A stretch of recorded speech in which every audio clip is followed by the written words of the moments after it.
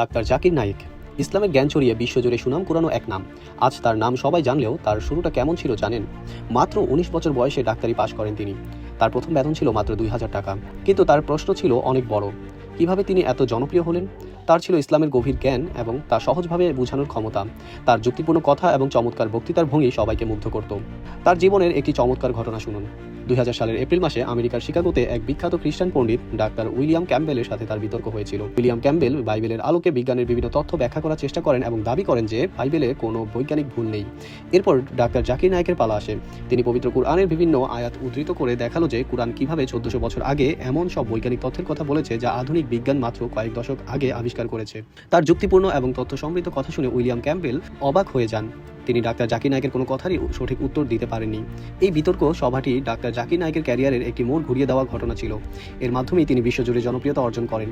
Doctor Zakir নায়েকের জীবন থেকে আমরা অনেক কিছু শিখতে পারি। তার মতো জ্ঞানের পথে চলতে এবং আরও অনুপ্রেরণামূলক ভিডিও পেতে আমার পেজটি ফলো এবং ইউটিউব চ্যানেলটি সাবস্ক্রাইব করে পাশে থাকুন।